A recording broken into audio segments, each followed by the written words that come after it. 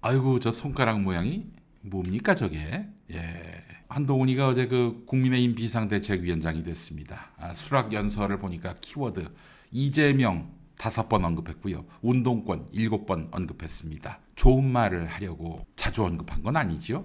이재명 대표에 대해서는 일주일에 3번, 4번씩 중대범죄로 형사재판을 받고 있다. 이렇게 비난했습니다. 아니, 나같이 법을 모르는 사람도 알아. 확정 판결 전까지는 무죄라는 걸.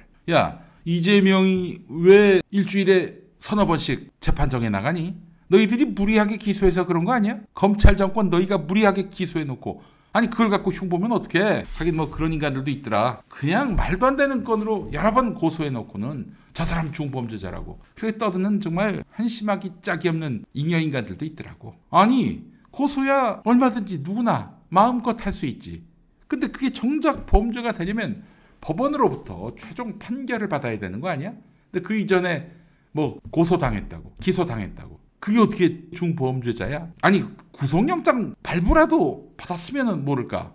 이재명 대표 9월에 구속영장 청구해서 어떻게 됐어? 기각됐잖아. 이 자들 보면은 아주 이재명 악마화가 아주 일상입니다. 일상이에요. 게다가 한동훈이는 법무부 장관으로 있을 때 국무위원으로 있을 때 이재명 대표를 잡범이니 중대범죄 혐의자라느니 이런 말을 했습니다. 중대범죄 혐의자. 혐의자니까 이거는 뭐 범죄자라고 말할 수는 없겠지만은 잡범이라고 했어요. 잡범죄자. 범죄자라는 거 아닙니까? 네가 뭔데 범죄자 오는애? 법원 판단도 안 받았는데. 이것들 보면은 정말 아주 악마화가 일상입니다. 악마화가 일상인 놈들이 있어요. 서로 닮은 놈들이죠. 내통하고 있는지 모르겠어요. 수법이 똑같아요. 악마화하는 거 보니까 상대방을 적대적 상대를 수시로 마음껏 아무런 논리도 맥락도 없이 악마화시키는 거 똑같습니다. 하는 짓거리들 보면은. 자, 게다가 또 이재명 대표 강성 지지층이라면서 개딸 이러는데 개딸 전체주의라는 표현까지 썼어요. 한동훈이가. 그 이재명 대표가 개딸들과 결탁했다 뭐 이렇게 얘기를 했습니다. 와, 이거 언론 쓰기 좋아할 말을 한 거네. 역시 이재명 악마화의 일환입니다. 근데 국민의힘 내부에서는 어제 한동훈 발언에 대해서 좀 상당히 비판적으로 보는 시각들이 많더군요. 한 초선 의원이 한 말입니다. 검사 대 피고인 그 프레임을 만들려고 한 것 같은데 이거 안 좋다. 확장성이 없다. 이게 먹히는 거는 딱 그 여당 지지층밖에 없다. 게다가 지금 이 검찰 정권에 대해서 굉장히 비판적이고 회의적인데 이런 와중에 나 검사다. 범인 잡는 검사다. 이런 이미지를 세워봐야 확장성이 없다. 그리고 이미 여권 지지율에 다 반영됐기 때문에 해봐야 헛심 쓰는 것이다. 이런 얘기를 하더라고요. 국민의힘 한 초선 의원이요. 초선 의원들 다 돌대가리인 줄 알았는데 와 그래도 좀 하이바가 돌아가는 국민의힘 초선 의원들도 있네요. 자, 이런 한동훈의 어제 첫마디는 과연 적절했나요? 제가 인정하는 국민일보 기자가 있습니다. 이영미 기자인데 이분이 지금 영상센터장으로 계시네요. 이분이 쓴 칼럼이 오늘 실렸어요. 제가 한번 읽어보겠습니다. 당대표는 대통령이 정하는 임명직이 아니잖아. 당대표는 대통령이 정하는 임명직이 아니잖아. 이 말은 올 초에 나경원 전 의원 측근이 했다는 말이라는 거예요. 사실 나경원 기억하시죠? 그 김기현이 당대표 되던 그 전당대회 때 당대표로 출마하려고 했었어요. 그러기 위해서 장관급 직책에서 이제 그만두겠다. 사직서를 냈는데 바로 해임됐습니다. 해임됐어요. 사표가 수리된 게 아니라 그냥 해임이 됐어요. 나경원이. 이유가 뭐냐? 당대표 선거에 나가려고 해서가 아니라 정부 기조와 맞지 않는 저출산 대책을 언급했다. 그 이유 때문에. 아니 일 못했다고 자르는 윤석열 정권은 아니잖아요. 여러분.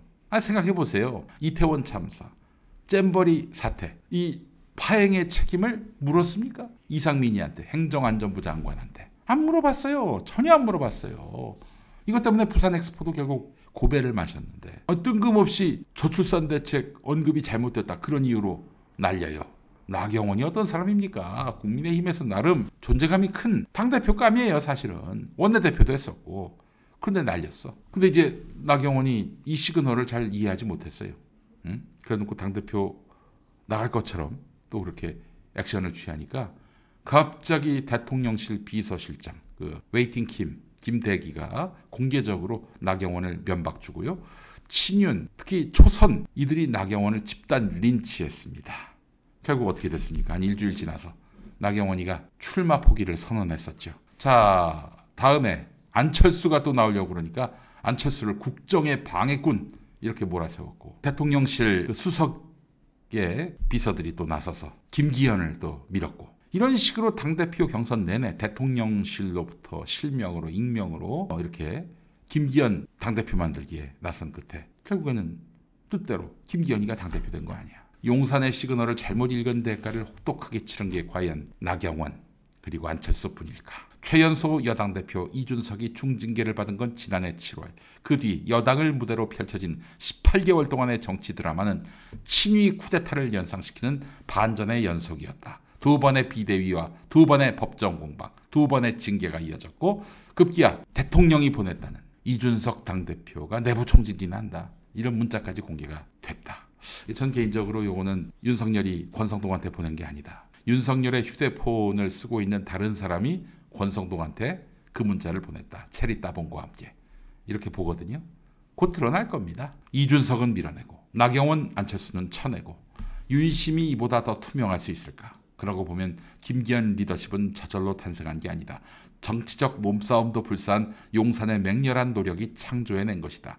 불행하게도 오래 버티지는 못했지만 어떻게 평가하든 한동훈 비대위는 용산발 권력투쟁의 직접 결과물이다. 한동훈이 꿰찬 여당 권력의 빈자리는 그냥 생긴 게 아니다. 최고 권력이 분명한 의도와 집요한 열정으로 만들어낸 자리다. 밀어내고 쫓아내고 탈탈 털어서 확보한 공간이다. 그러니 한동훈을 여의도로 불러낸 게 당의 위기 때문이다라고 말하는 것은 웃기는 일이다. 이 타이밍에 그를 여당 비대위원장으로 차출한 건 분명하게 대통령, 그가 느끼는 정치적 위기감이다. 네, 아주 쐐기를 박았네요. 이영미 센터장의 칼럼이었습니다. 지금 한동훈은 윤석열 아바타입니다. 단언컨대. 사실 한동훈이가 여당 대표까지 오르게 된 가장 큰 이유가 윤석열의 엉망진창 국정 운영 탓인데, 근데 그럼 심판받아야 될 윤석열이는 빠지고 윤석열 아닌 다른 주체가 새 비대위원장을 세워야 순수 아닙니까? 근데 어떻게 된 겁니까? 윤석열이가 말 잘 듣던 김기현이 내쫓고 한동훈을 갖다 박은 거예요.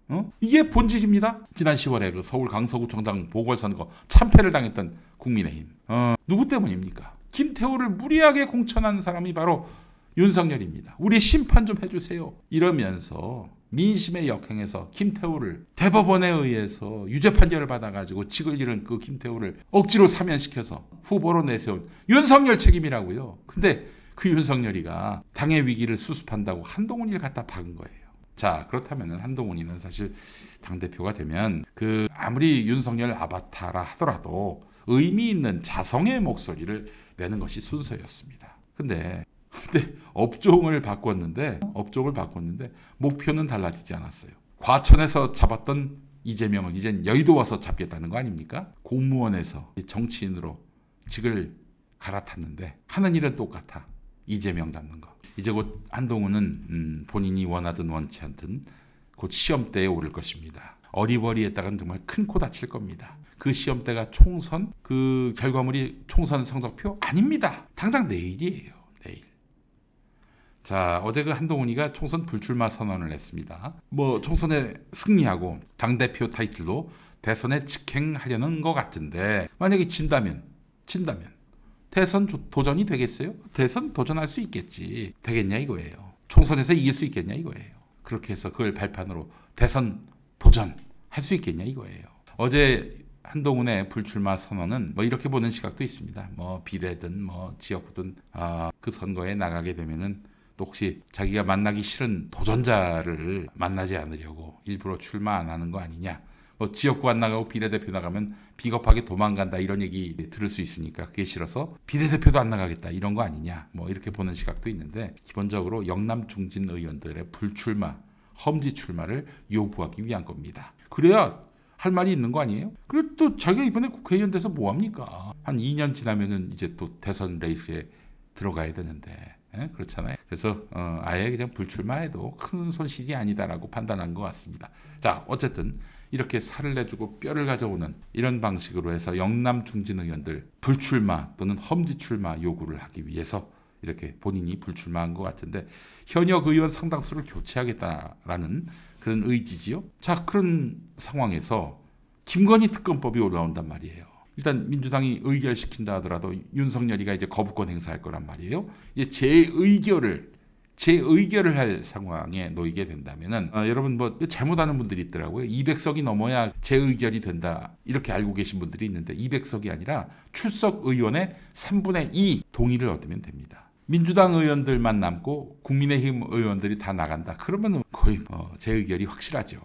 그렇죠? 국민의힘 의원들이 본회의에 불참하거나 혹은 무기명 비밀투표이기 때문에 찬성표를 던질 경우 이게 굉장히 곤란해집니다. 공천학살 시기에 민주당이 김건희 특검법 재의결에 나서는데 지금 한동훈이는 저기 영남중진들 그 불출마하시거나 험지 출마하세요 이러고 지금 압박하고 있단 말이에요. 이럴 때 영남중진들이 자신의 존재감을 보여줘야 되는 거 아니겠습니까? 어제 96%로 한동훈이가 비대위원장 됐지만은 속마음이 어디 한동훈이가 적임자라서 이렇게 찬성표를 던졌겠어요? 무기명 비밀투표인 만큼 좋아.